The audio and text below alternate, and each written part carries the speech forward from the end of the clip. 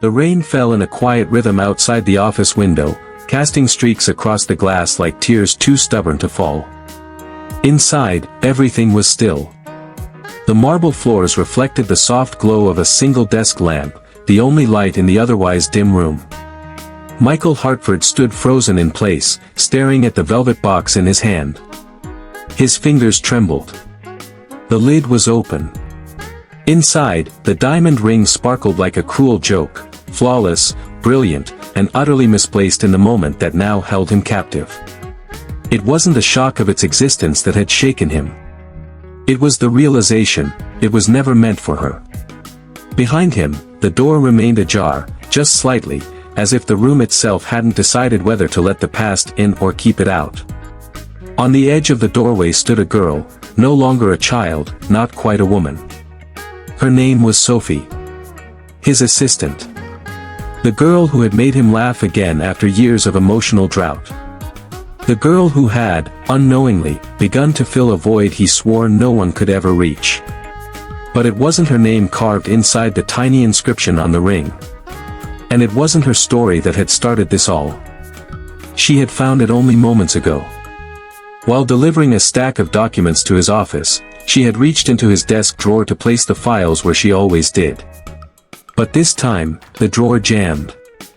A gentle tug, and the hidden compartment revealed itself, a velvet box tucked neatly between old memos and a faded photograph. She hadn't meant to snoop. But curiosity is a quiet hunter, and it pounced before she could tell herself to walk away. She opened it. And then, the world stopped. She had stared at the ring, puzzled. Her mind spinning with questions she didn't want to voice. When Michael walked in and saw her standing there, the box in her hand, he said nothing at first. Not a word. Just the tightening of his jaw. The way his shoulders squared. And the way his eyes refused to meet hers. It was that silence that shattered everything. Sophie didn't ask for an explanation. But she didn't have to. Because when he finally looked up at her, the truth was already there. Not in the ring. Not in the drawer. But in the absence of everything she thought they had built. It's for someone else, he finally whispered. His voice, usually firm, broke like thin ice under pressure. Someone from before.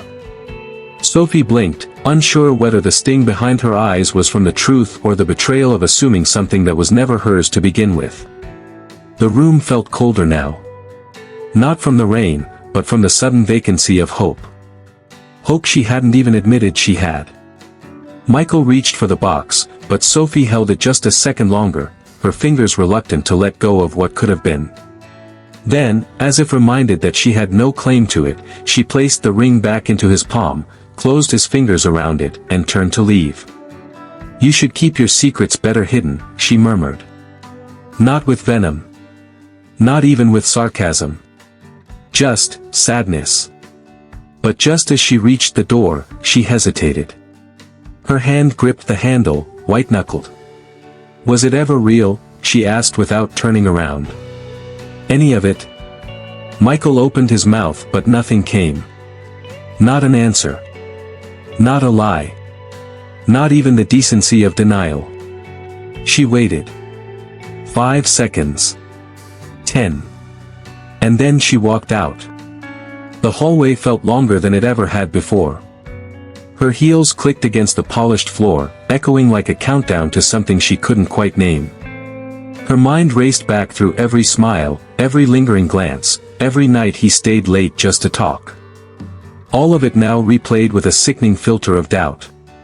Had she misread it all? Or had he let her believe a lie because it was easier than facing the truth? Back in the office, Michael sat down slowly. His hand still clutching the box, now more like a grenade than a promise. He looked down at the inscription again. To AL, forever isn't long enough. The initials burned into his memory like fresh scars. Anna Louise. The one who left. The one who had said no. The one he still hadn't let go of, despite everything, and despite everyone. He buried his face in his hands. The past was a ruthless ghost, and today, it had chosen to make itself known in the most unforgiving way. He thought he could move forward. Thought maybe Sophie was a new chapter he deserved to write. But now the pages felt torn, and the ink smeared before the story even began. Elsewhere in the building, Sophie walked into the elevator, alone. She pressed the ground floor button, her reflection on the mirrored wall fractured by the polished steel edges. Her eyes were dry, but her heart wasn't. The elevator hummed to life, descending with the same quiet finality as her decision to leave this behind. All of it. And yet, in her pocket, she still had the photograph she found next to the ring. Not a picture of a glamorous woman or a wedding day. But an old, creased photo of a hospital room. A man holding a newborn baby, eyes rimmed with tears. The man was Michael. Younger, softer, vulnerable. The child in his arms couldn't be more than a day old. And there, in the background, barely visible, was a woman whose face Sophie recognized. But not because she had met her. Because she had seen that face every time she looked in the mirror. It wasn't a proposal ring. It wasn't for a lover. It was a memory. A buried grief. A life fractured. And a secret long kept. Sophie didn't know whether to run, or go back and demand the truth. But one thing was certain, this wasn't the end of a love story. It was the beginning of something far more complicated. 6 years earlier, the city hadn't changed. The streets still buzzed with the same chaos, honking taxis, food carts steaming in the morning chill, the skyline cutting through the fog like a memory you couldn't quite reach. But back then, Michael Hartford was a different man. He hadn't yet built the towering empire of Hartford and Company. He wasn't yet the man who wore power like a second skin. Back then, he was just Michael, bright-eyed, newly promoted, burning with ambition and chasing a version of success he didn't fully understand. And she was just Anna. A nurse working double shifts at St. Mary's Hospital, the kind of woman who left little handwritten notes in her coworkers' lockers and always had an extra granola bar for someone who skipped lunch. They met in the worst place imaginable, the emergency room. Michael had come in with a friend who'd collapsed during a morning jog. While his friend was rushed away, Michael found himself standing awkwardly in the waiting area, pacing with worry. That's when Anna walked in, hair tied back in a loose braid, scrubs wrinkled, eyes heavy from a night shift she hadn't yet escaped. She glanced at him, did a double take, then asked gently, "Are you okay? You look like you're about to pass out yourself." He laughed, a real one, sharp and surprised. It was the first time in weeks someone had asked him how he was. Over the next few hours, between hallway updates and vending machine coffees, they talked. About the small things, favorite diners, how he always drank his coffee black, how she hated rainy days because they made the ER fill up like a battlefield. She told him about her sister in Oregon, about wanting to open a small home clinic for single mothers one day. He didn't tell her much in return. Not because he didn't want to, but because he was stunned to find someone who didn't seem to care who he might become, but only who he was right there, sitting next to her in too expensive shoes with a tie loose around his neck. By the end of that day, his friend was fine. Michael, though, walked away changed. He came back a week later, not with an excuse, but with flowers. And so it began. For the next 3 months, their worlds blurred together. Days were chaotic, but nights became sacred. Dinners in tiny restaurants with peeling wallpaper, late-night walks under flickering street lamps, the warmth of shared silence in her apartment that always smelled faintly of lavender and hand sanitizer. Michael never talked about his work in detail. He said enough for her to know he was busy, that he had dreams bigger than the skyline, but not so much that it ever cast a shadow over their time. And Anna never pushed. She wasn't the type to pry. But one night, everything shifted. It was raining, soft and steady. They were curled up on her old couch, a movie playing that neither of them were watching. Her head was on his chest, his arm around her, and then she whispered it, barely audible, "I'm late." Michael didn't move at first. He thought maybe he'd misheard. But then she sat up slowly, eyes searching his face for the reaction she was too afraid to guess. 3 weeks, she added. I haven't told anyone. Not even my sister. He stood. Not angrily. Not even suddenly. Just quietly. Like someone slipping into cold water without flinching. Are you sure? He asked. She nodded. And then came the pause. The kind that fills a room like smoke. Okay, he said finally. We'll figure it out. But he didn't stay the night. Over the next few days, things were different. He was distant. Short messages. Missed calls. Meetings that ran late. Anna told herself not to worry. Told herself he was just overwhelmed. But then she found the envelope. It was left on her kitchen table. No note. No explanation. Just a thick white envelope with her name in his handwriting. Inside was a check. Enough to cover months of expenses. Enough to send a very clear message. Her hands trembled as she held it. Her eyes filled, but not with tears. With understanding. She never called him again. Michael, meanwhile, buried himself in work. Told himself he did the right thing. That she deserved stability, not uncertainty. That he wasn't ready. That ambition came first. He convinced himself he was saving her from a future that would have ended in resentment. What he didn't realize was that in doing so, he carved a hollow place inside himself that no amount of success could ever fill. Anna left the city a month later. No forwarding address. No calls. Just gone. And Michael told himself it was for the best.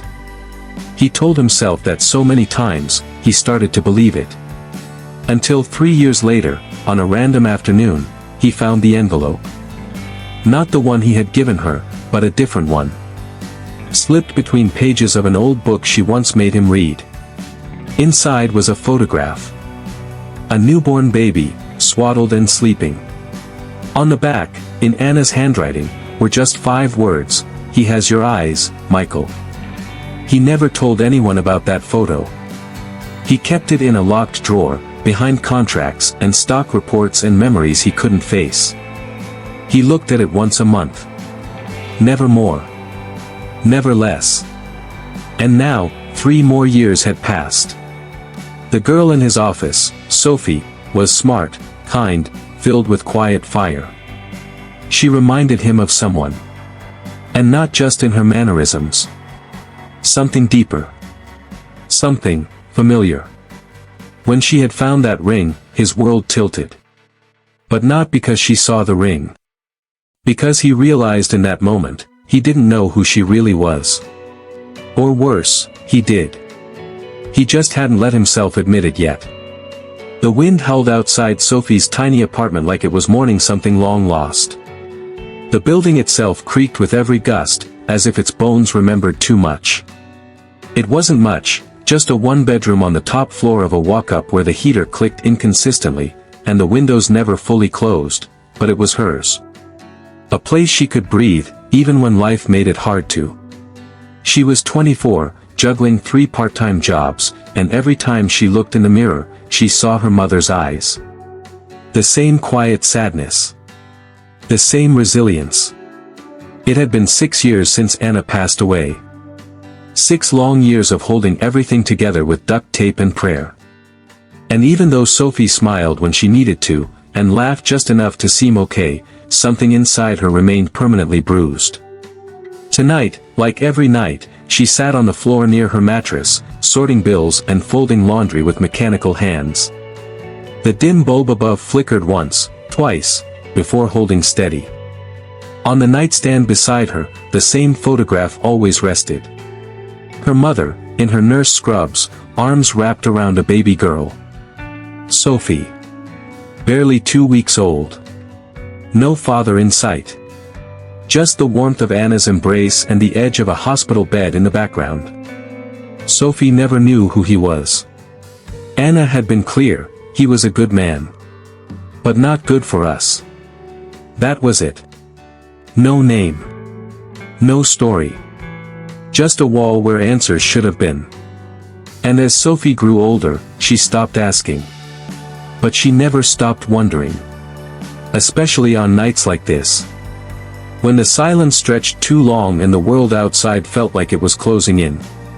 She reached into her drawer and pulled out the ring again, the one she'd found earlier that week, tucked in the back of a desk drawer in the CEO's office. It was heavy. Real. Platinum, she guessed. A single diamond that caught even the softest light and flared like fire. But it wasn't the ring that made her stomach twist. It was the engraving inside, for the one I forgot, eh? Sophie didn't believe in coincidences. Her mother's name had been Anna. And now, in the most expensive building she'd ever stepped foot in, inside the office of a man whose face felt vaguely like déjà vu, she found a ring meant for someone with her mother's name. The next day, she stayed late at work. On purpose. Pretending to organize files, she lingered in the hallways after everyone had gone. Then she crept back into Michael Hartford's office. Her fingers shook as she touched the drawer again. There was something beneath the spot where the ring had sat, a small envelope taped to the wood. She peeled it off. No address. No stamp. Just a single word written in fading ink, sorry. Inside was a letter. Anna. I know you'll never read this. Maybe that's the only reason I have the courage to write it. I told myself I left because it was better for you. For both of you. But the truth is, I was scared. Scared of being someone's father. Scared of not being enough. And in that fear, I became the one thing I never wanted to be. You never asked me for anything. Not even an explanation. But if you ever see this, if it ever somehow finds you, I need you to know, I never stopped thinking about you. Or wondering about her. You once said if I ever lost myself, you'd be waiting on the other side of forgiveness. I don't expect to find you there. But I needed to write this anyway. M. Sophie read it 3 times before folding it again with trembling hands. Her mind raced, her chest tight. She wasn't naive.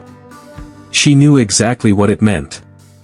The man who wrote this, Michael Hartford, was her father. The man she'd been working for. The man who passed her in the halls with a nod and a clipped morning, while she struggled to keep her hands from shaking. He didn't know. He had no idea. But she did now. She ran home that night. Her breath ragged, her thoughts loud. She dug out the old shoebox from the closet, the one filled with scraps of her mother's handwriting, faded photos, and the last letter Anna ever wrote, one she had never sent, but had folded carefully beneath Sophie's birth certificate. Sophie. I've given you my love, my time, my heart. But there's one thing I've never been able to give you, a name. I don't know if he'll ever come looking for us. I doubt it. But if one day you find him, if the universe decides you deserve that answer, be kind. He wasn't ready. That doesn't mean he didn't love you. People fail in different ways. You are not his failure. You are my miracle. Love. Mom. Tears blurred Sophie's vision. The words dug under her skin like glass. She wanted to scream. To punch something. To cry into the air until it gave her back what it had taken. But all she could do was sit on the edge of her mattress, the ring in one hand and the letter in the other, trying to breathe. She thought about quitting her job. About walking away without ever saying a word. Letting him live in ignorance.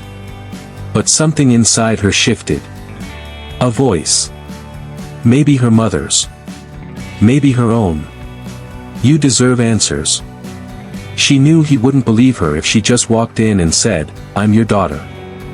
Hell, she wasn't even sure she believed it completely. But the timing, the details, the letters, it was all too much. Too perfect. Too devastating. So instead, she began to plan. Not for revenge. not even for confrontation, but for understanding. Because she had questions that deserved more than silence. And he had a past that was about to knock on his door, softly at first, then louder than thunder. The office was unusually quiet that afternoon, as though the city's noise had somehow paused at the threshold of the 38th floor. Sophie moved through the space like a shadow, her body present but her mind spiraling. Since reading the letter, every minute had become a silent interrogation. Her gaze lingered too long on passing reflections in the elevator, and each footstep echoed louder in her head than on the polished tile. She hadn't told anyone. Not a soul. The ring was back in its drawer, the envelope returned exactly where she found it, but her thoughts never left them. They screamed beneath her silence. She started noticing things she hadn't before. The photo frame on Michael Hartford's desk, always facing away from visitors, held a black and white picture of a beach, empty except for two figures in the distance. A man and a woman. The woman's silhouette resembled Anna in a haunting, impossible way. But it could have been anyone, and Sophie knew how memory played tricks when it wanted to see something. That day, a small errand gave her an excuse to enter his office again. Just a file drop. Harmless. She timed it between meetings, when he'd be gone for exactly 9 minutes. The room smelled like leather and old cologne. Familiar. Unsettling. She placed the folder gently on the desk, but then her eyes caught something. A notebook. Open. Not intentionally, perhaps, but there it was, scribbles of a recent speech he was preparing for an alumni gala, and just below it, a note in the corner. What would Anna say? Sophie didn't breathe. She didn't move. She just stared at the ink like it might morph into something else. But it stayed the same, mocking her. She left the office with her heart pounding like she'd stolen something.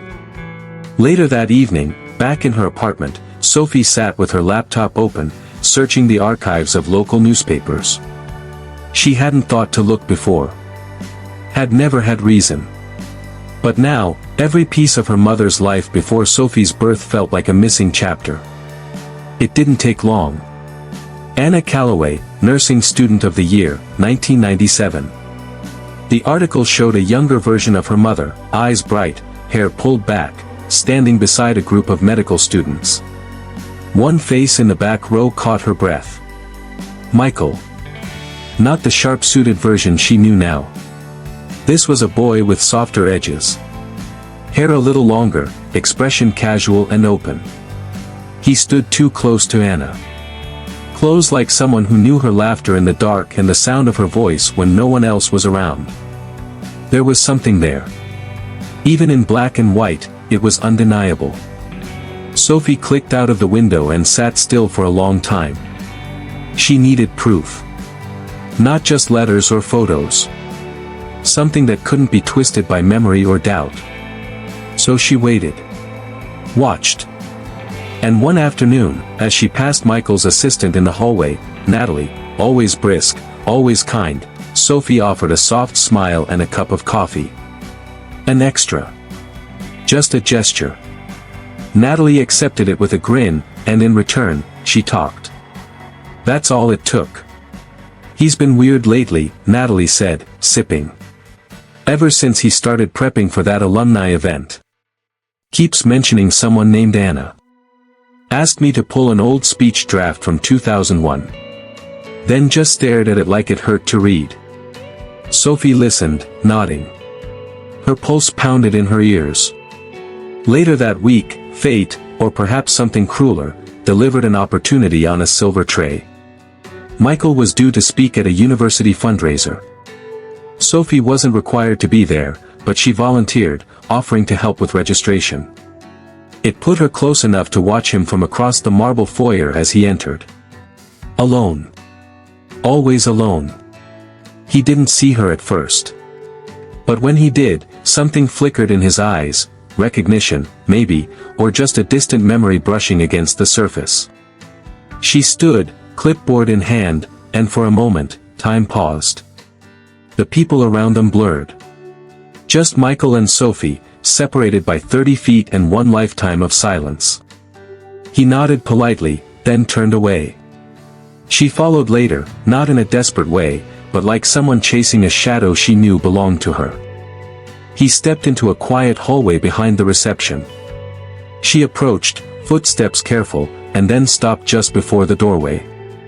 "I saw your speech notes," she said softly. No introduction. No context. He turned. Confused. Tired. "I'm sorry." "The name." "Anna," Sophie said, voice steadier than she felt. "You wrote her name in the margin." Michael froze. Just for a breath. "You were in my office?" "I was dropping off a file," she replied quickly. "I didn't mean to snoop. But I saw it, and I recognized it." He studied her then. Not as a boss studying an employee, but like a man searching for something he didn't know he'd lost. "How do you know that name?" Sophie hesitated. "She was my mother." It hung in the air like smoke. Neither of them spoke. Neither moved. Michael's face didn't change. But something in his eyes cracked. "What was her full name?" he asked, too softly. "Anna Calloway," she whispered. His knees didn't buckle, but he sat down. Slowly. As if gravity had doubled. His hand covered his mouth. And for the first time since she'd met him, the polished CEO mask slipped. What remained was just a man. Haunted. "You look like her," he said finally. "I didn't see it before." Sophie's throat tightened. "You knew her?" He stopped. "Tried again. We were in love. Once. A long time ago. But I was young. Stupid. Afraid." "Did you know?" she asked, voice barely above a whisper. "Did you know about me?" "No," he said. Instantly. Desperately. "God, no. If I'd known." His words crumbled under the weight of truth. She pulled something from her purse. A photograph. Anna, holding infant Sophie.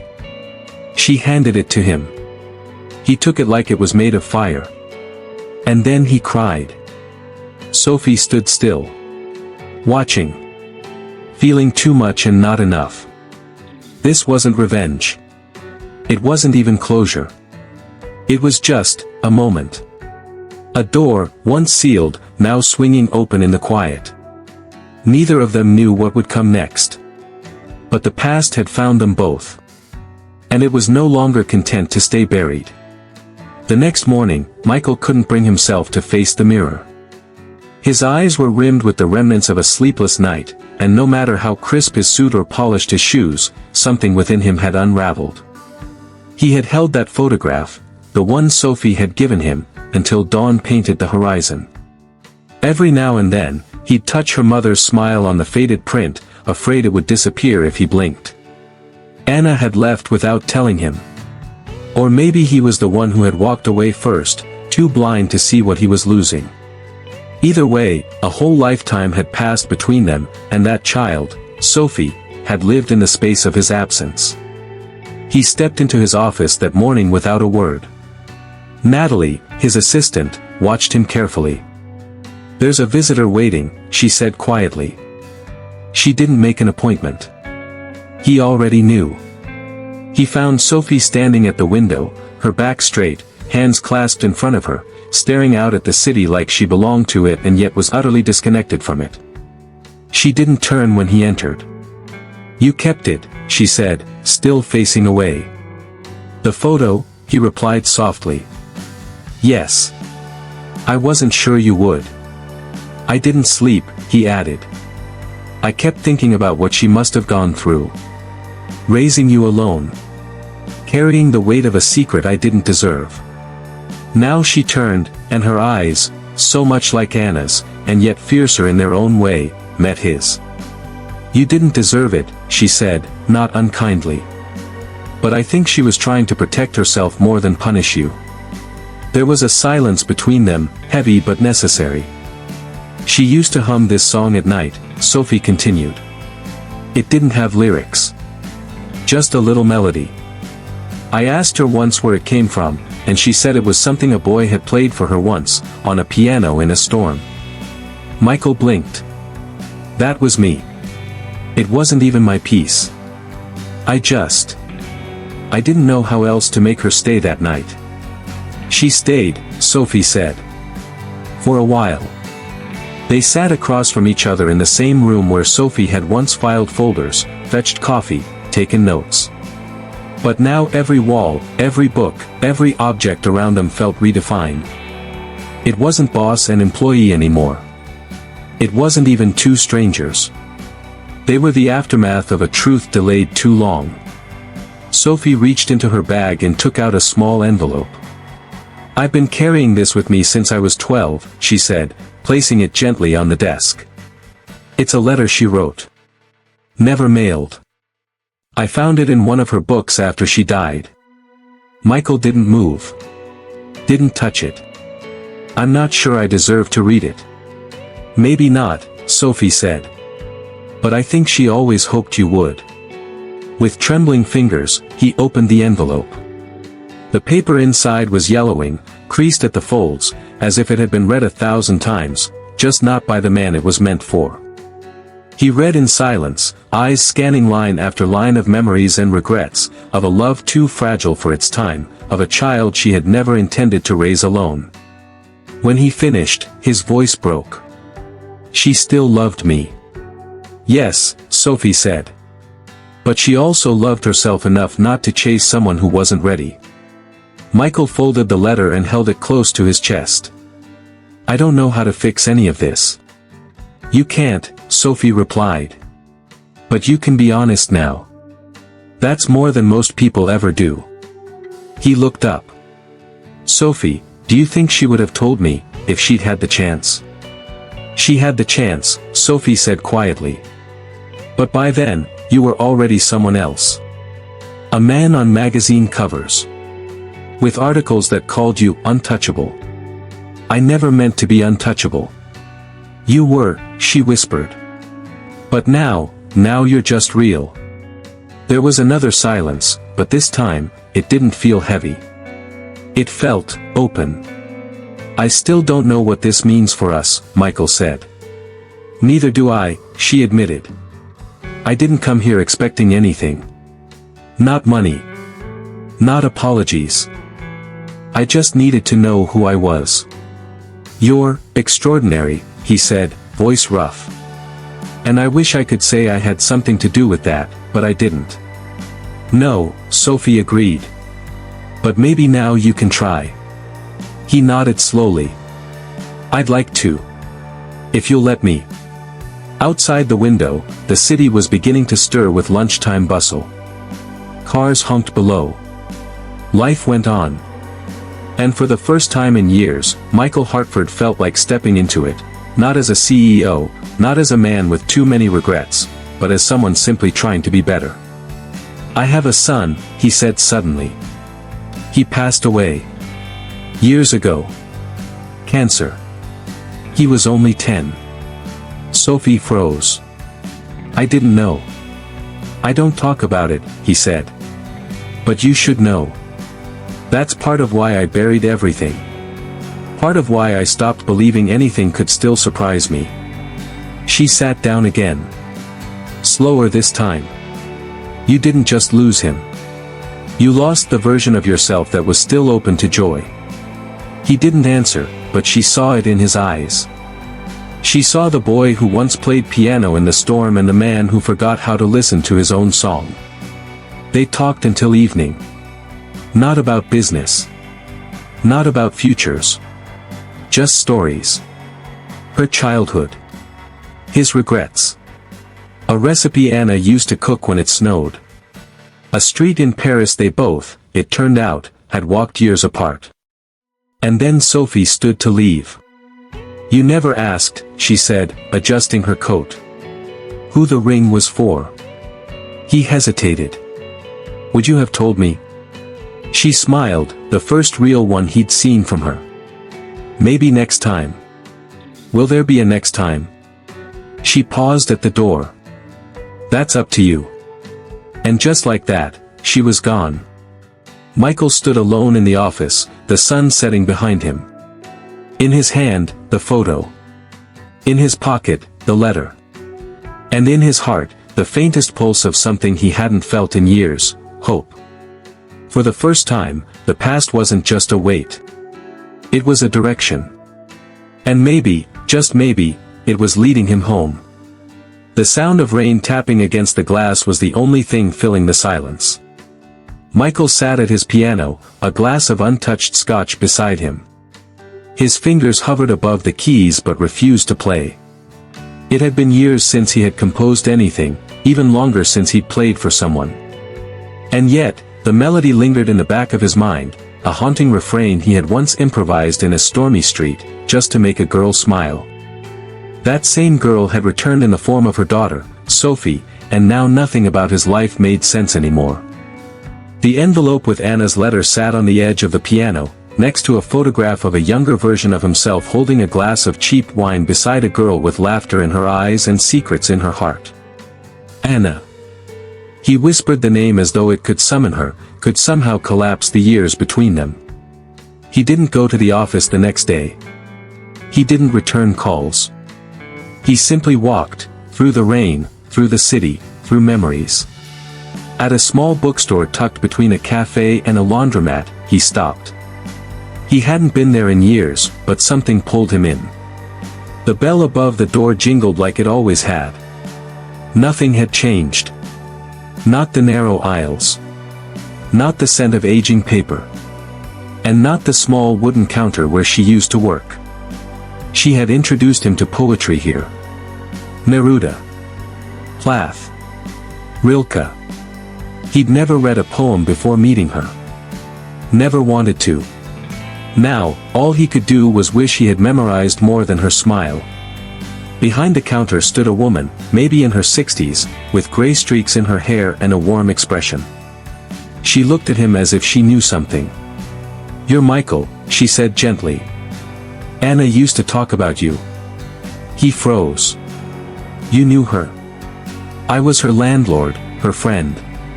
She worked here part-time after Sophie was born. Said it was the only place that made her feel close to the version of herself she liked best." He swallowed hard, the weight of her words pressing against his chest. "Did she ever say why she didn't tell me?"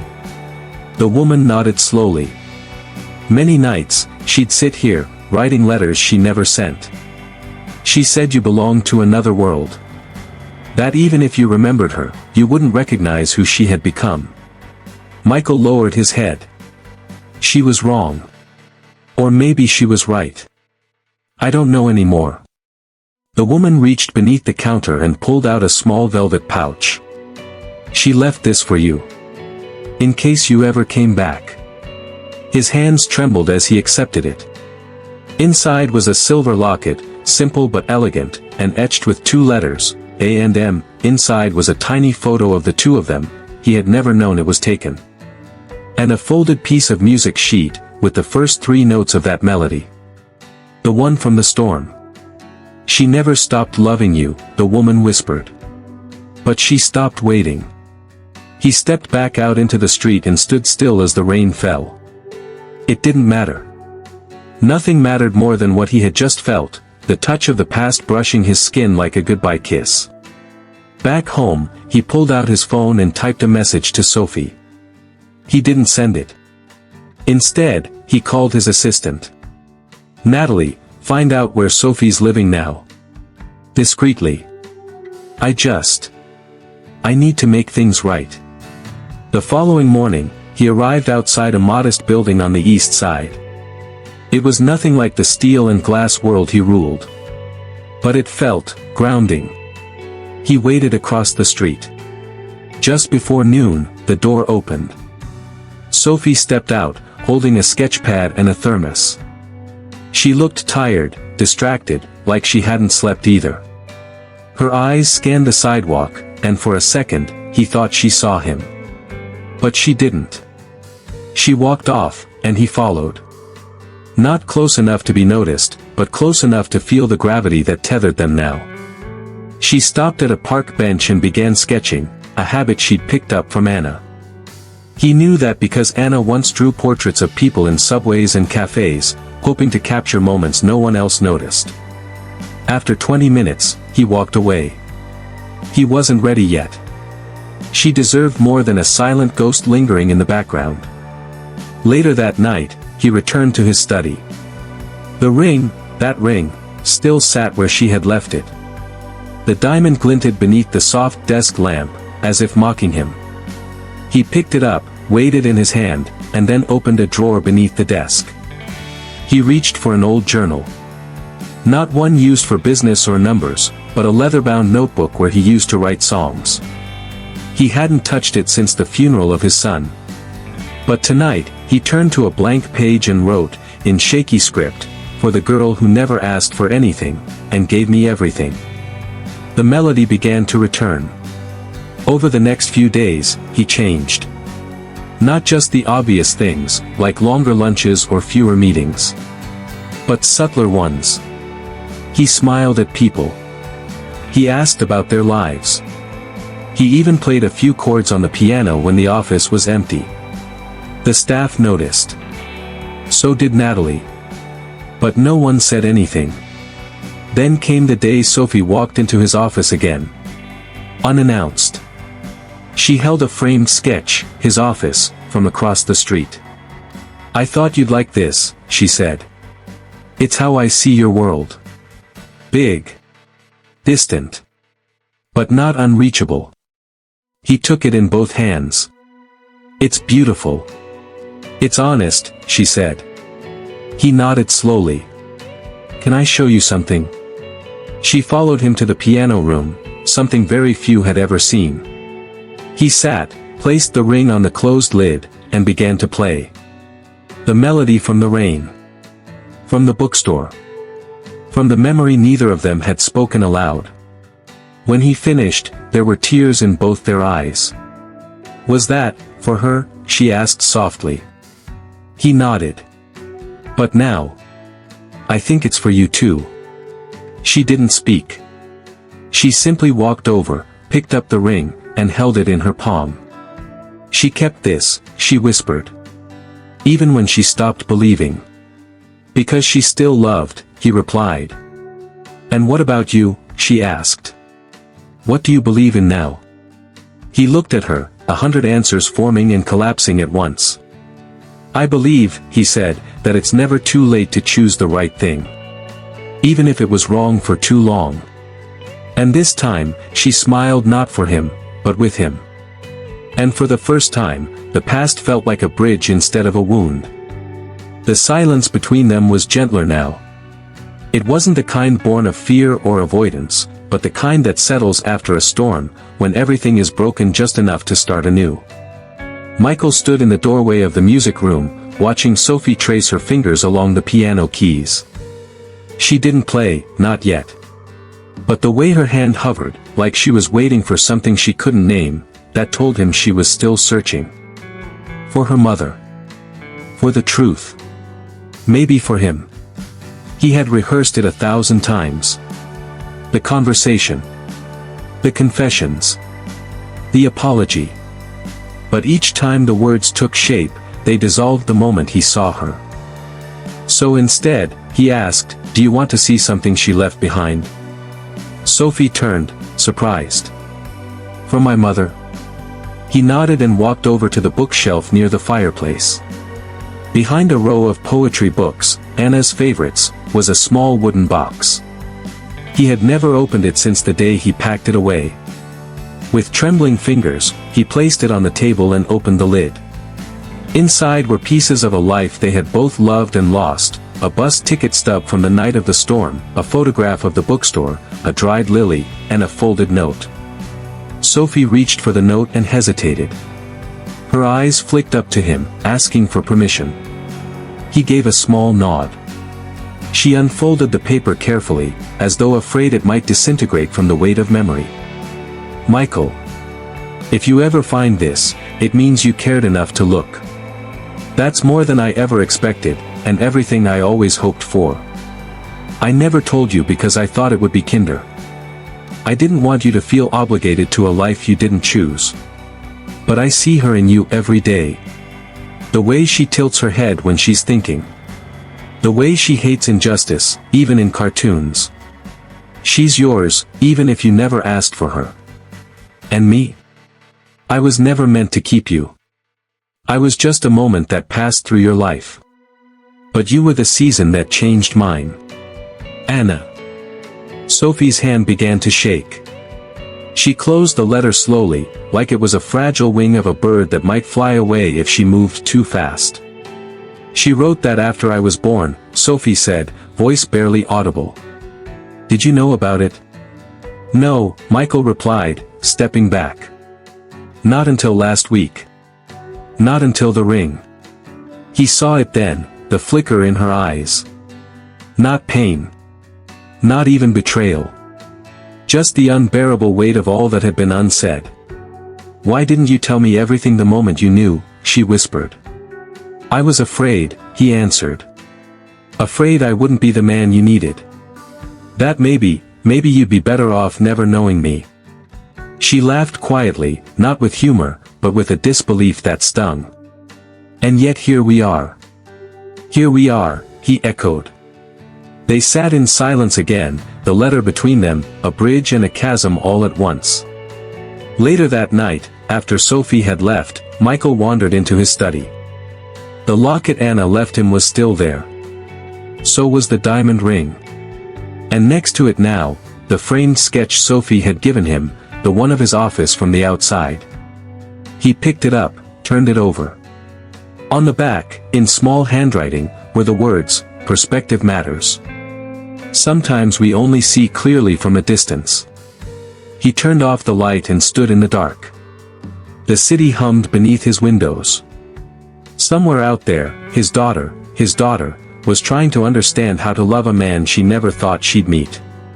The next morning, he didn't go to work. He went instead to the archives. Buried deep in the basement of the Lancaster building were security logs, guest lists, and event records from over the years. He remembered the night he met Anna clearly, the storm, the bookstore, the music. But what came after was a blur. A blackout of memory. And he had never questioned why. Until now.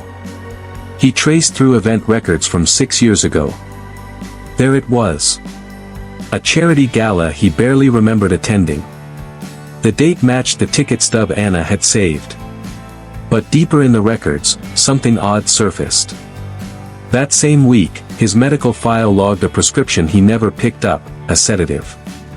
Prescribed for acute stress and memory disruption. He scrolled further and found a therapist's note. Patient exhibits signs of traumatic memory suppression. Requests not to pursue recovery at this time. He staggered back, breath caught in his throat. Someone had tried to make him forget. But who? He pulled out old voicemails, emails, messages. One in particular stood out, an old assistant's note, marked urgent but never opened. Anna came by again. I told her you were traveling. She looked upset. Should we continue redirecting her? He slammed the laptop shut. Rage wasn't something he was used to. He usually handed it off to lawyers, managers, departments. But this was personal. He called Natalie. I need a list of every staff member from 2017 to 2018 who had access to my office and mail. She hesitated. Michael, what's this about? Someone tried to erase something from my life. Someone decided what I should remember. I want to know who. It didn't take long. A former business partner. Derek Haynes. The man who managed most of Michael's affairs while he was dealing with his son's passing. The same man who had warned Michael not to get distracted by old ghosts and unnecessary entanglements. Michael remembered now. Derek had always spoken in absolutes. Efficiency. Control. Your legacy is only as clean as your past is forgettable, he had once said. But the past wasn't forgettable. It was alive. Breathing. Holding a sketch pad in a park. Speaking through letters left in dusty boxes. Laughing through a child's voice. He stood in the mirror that evening, staring at himself like he didn't recognize the man looking back. And maybe that was true. Maybe he didn't. But Sophie deserved the truth. And Anna, wherever she was, deserved the justice of being remembered. He would confront Derek. He would find out how deep the manipulation ran. But first, he had to earn back what mattered most. Because the truth wasn't just that Anna had loved him. It was that she had believed he could become the man their daughter would one day be proud to know. And now, the only question left was, would he become that man in time? It was raining again. A soft, steady rain that seemed to wash the world in a melancholy silence. Sophie sat alone on a bench beneath the weeping branches of an old elm tree in Lincoln Park, a sketchpad balanced on her knees. Her pencil danced across the page almost absent-mindedly, forming outlines of buildings and trees she had drawn a dozen times before. But today, the lines felt shaky. Detached. Like her thoughts couldn't anchor to the world in front of her anymore. Not after what she had read. Not after what she had heard from him. He had found her. That was what shocked her most. She hadn't expected him to dig, to trace the past like a cold trail of footprints in the snow. But Michael Lancaster didn't just find her, he remembered her. Or at least enough to finally look her in the eyes and whisper the one name that broke every wall she'd spent years building, Anna. "Why didn't you come for us?" she had asked, her voice brittle as glass. "I didn't know," he had said, over and over, like a man trying to explain the impossible. "They kept it from me. They told me I was sick. I lost time, memories, even parts of myself. But I never forgot that night, not completely. I just didn't know where to begin." And then she had shown him the sketch, the one her mother had drawn of his office, the one she had kept safe for years. And for the first time since they met, he had nothing to say. No elegant excuses. No careful words. Just silence. She looked down at her sketchpad now and realized she had drawn the same lines again, his office window, the balcony where her mother used to wait for him. Her hand trembled. She hated that it still mattered. That he still mattered. Across the park, a figure approached slowly, holding a black umbrella that did little to shield him from the emotion dripping from every step he took. Michael paused when he saw her, unsure if he was welcome. Sophie didn't move. "May I?" he asked gently. She didn't answer, but she didn't stop him either. He sat down beside her, the umbrella hovering between them like a fragile peace offering. "I confronted him," he said finally. "Derek. He admitted everything. That he intercepted Anna's letters. That he lied to her, to me. Said I wasn't fit to be a father. That Lancaster Enterprises couldn't afford a scandal. So he buried the truth before it could surface." Sophie didn't speak. She already knew. She had seen it in Michael's eyes when he realized just how much he'd missed. The pain of not just forgetting, but of being robbed of the choice to remember. "I fired him," Michael said, voice colder now. "Not that it fixes anything." "No," Sophie whispered. "It doesn't." He looked at her, and for the first time, she let him. She let him see the grief that had no name, the years of unanswered questions, of birthdays without songs, of stories half told by a mother who always smiled too sadly when Sophie asked about her father. "She died when I was 10, Sophie said suddenly, her voice flat. "Ovarian cancer. It was quick. Too quick. She left me a letter, and a box. That's how I knew your name." Michael's breath caught. He turned toward her slowly, as if afraid the moment would collapse if he moved too fast. "I'm so sorry," he said, his voice barely a whisper. Sophie blinked hard, staring at the paper in her lap. "She didn't blame you, you know." She said, "Life gets messy. People make mistakes. And sometimes, they spend the rest of their lives trying to fix them. I want to fix this, he said. If you'll let me. She didn't answer right away. The rain softened. In the distance, a boy chased a paper boat along the edge of a puddle. Sophie closed her sketchbook and stood up.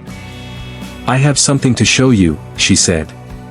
They walked together in silence, umbrella between them.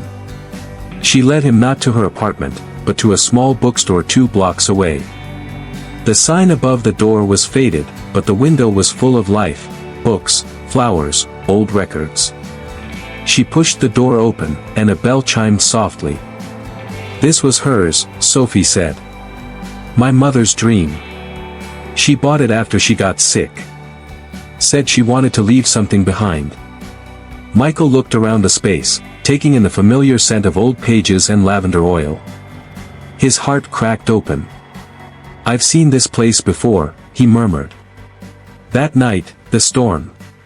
She was standing right there. He pointed to the counter. Sophie nodded. She said you played piano across the street. That you looked like a man who'd forgotten how to listen to music until that night. Michael smiled faintly, a tear slipping down his cheek. Sophie walked over to a glass case near the register and opened it. Inside was the ring.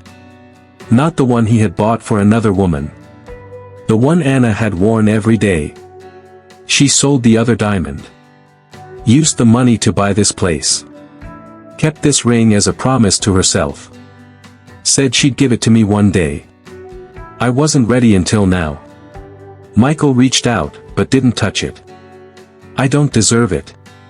No, Sophie agreed. You don't. But you deserve the chance to remember her. To remember what could have been. She closed the case gently. I'm not asking for a father.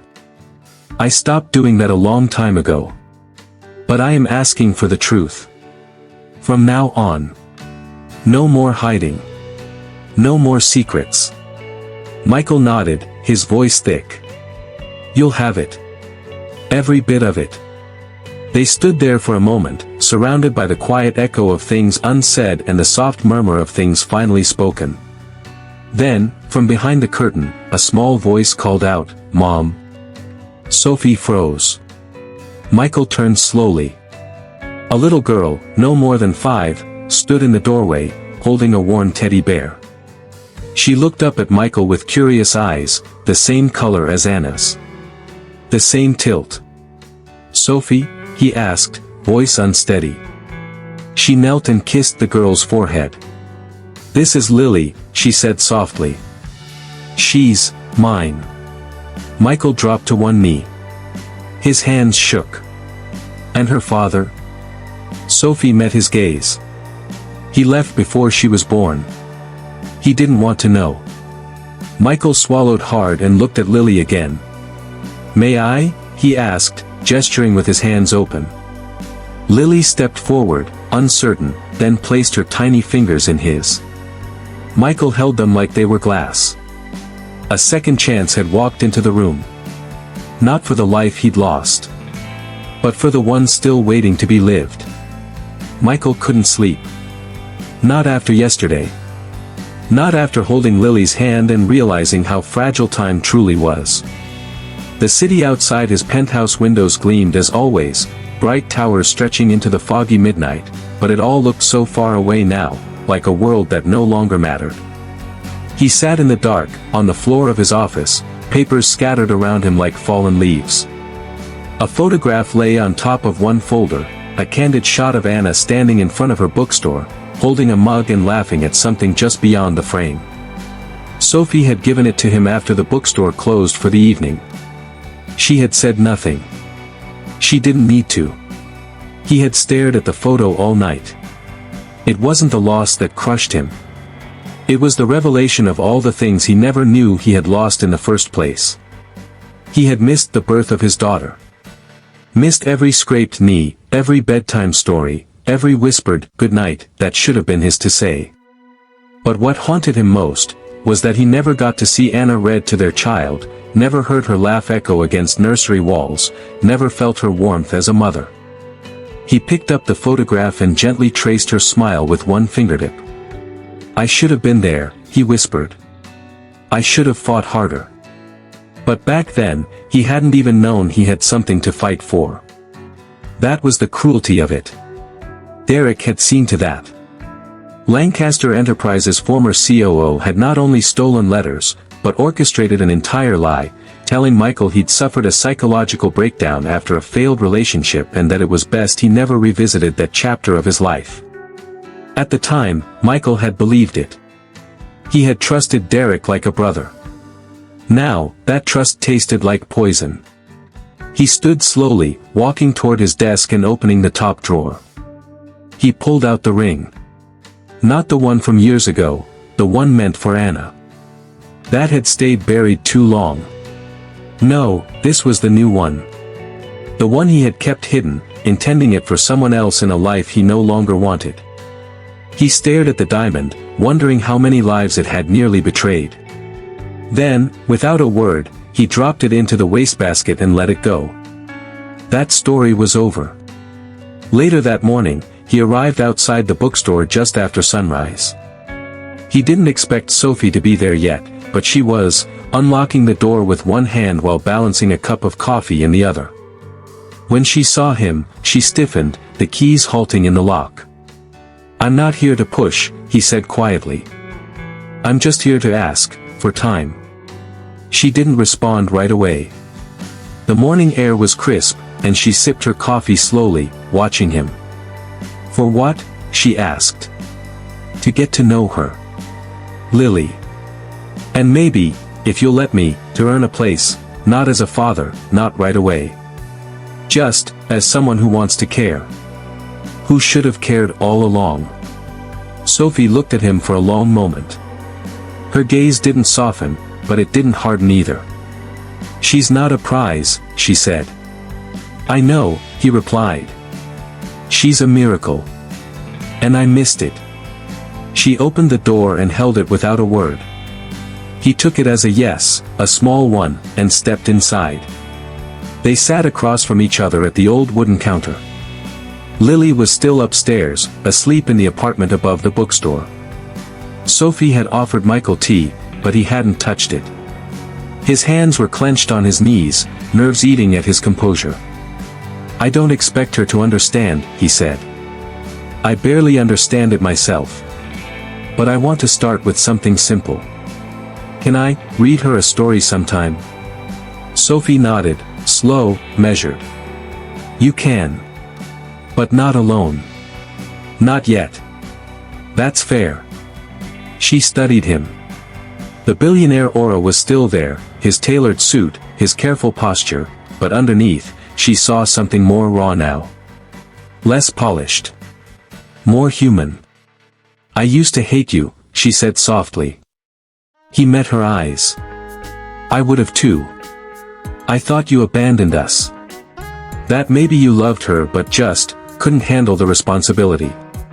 But when I found those letters in the attic, all those years ago, I started wondering if there was more to it.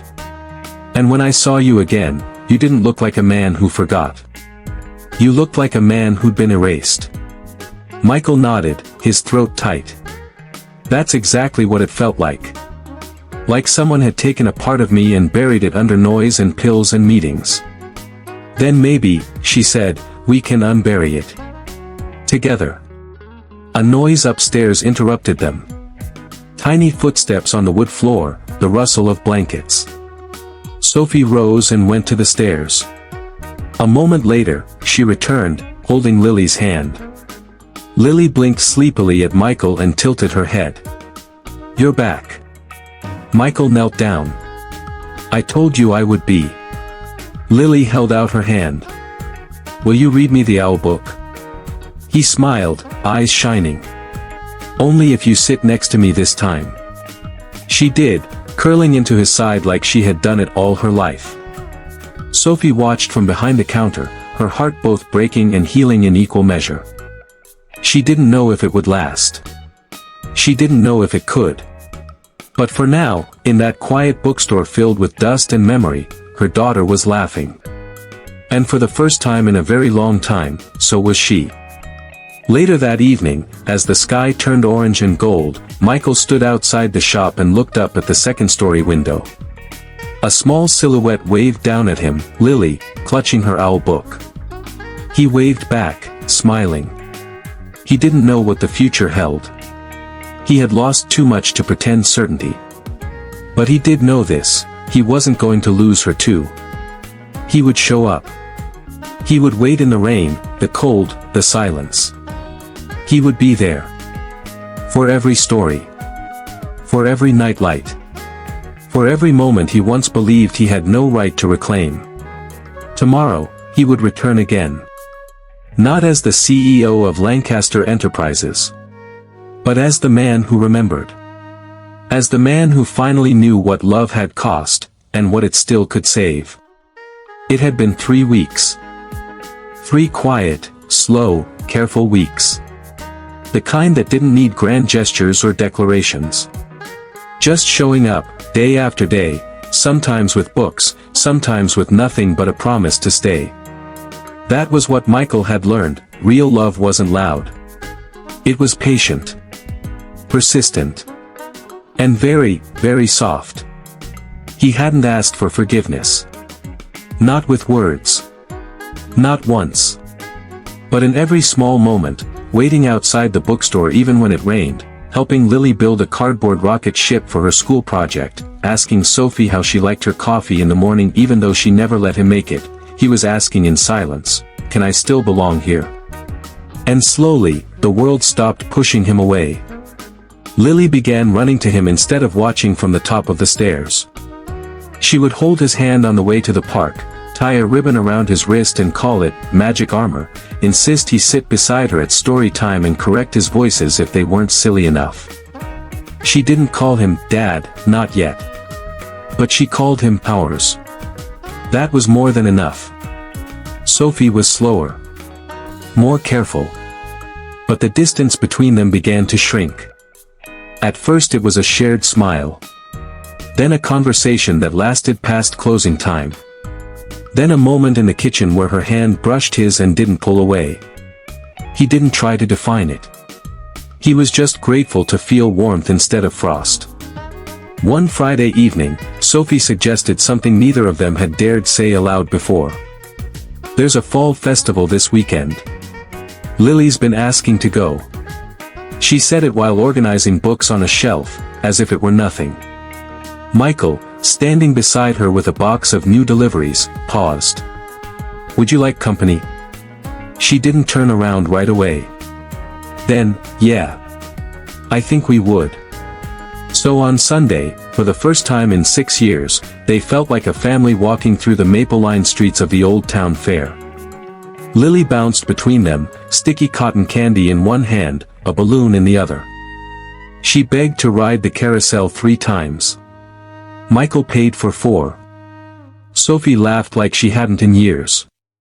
When the sun began to dip behind the trees and the air turned crisp, Michael asked if he could show them something.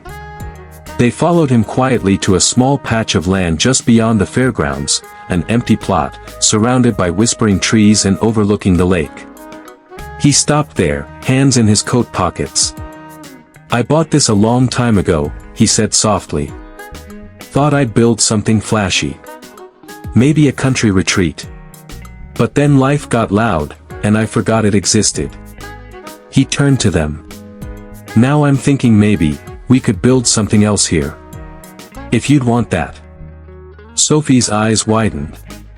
Not with fear, just the weight of being seen. Like what? Something simple. A house.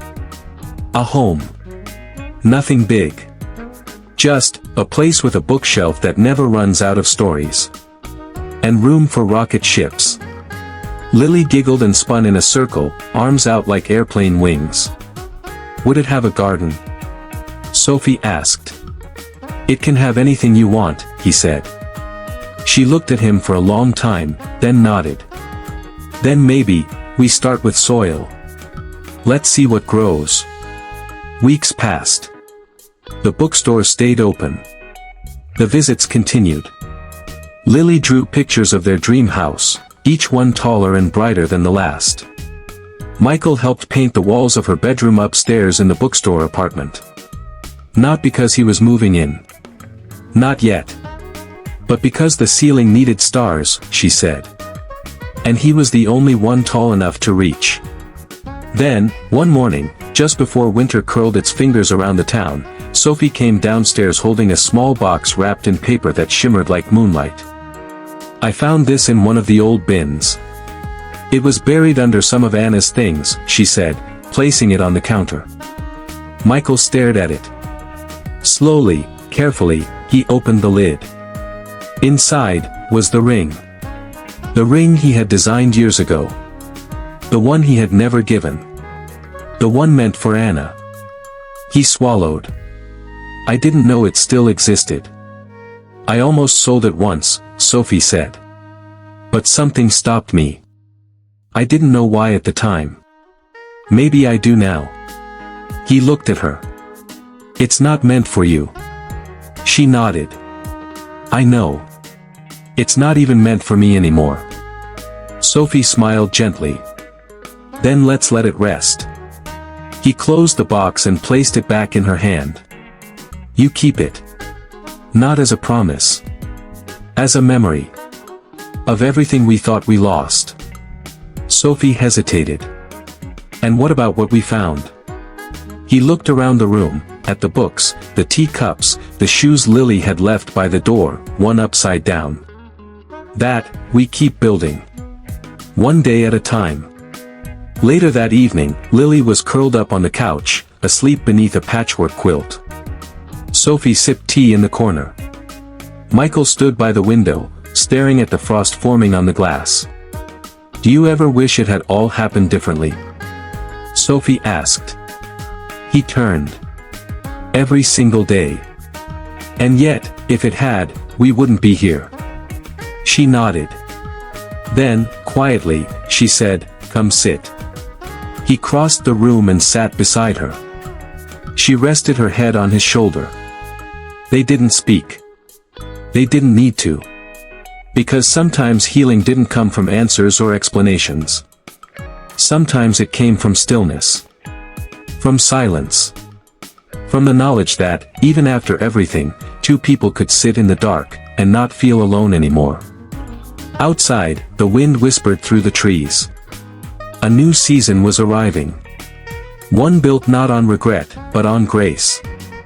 Inside, a little girl dreamed of stars, of houses by lakes, of gardens that bloomed from nothing. And in the quiet corner of a bookstore once forgotten by time, love quietly came back home.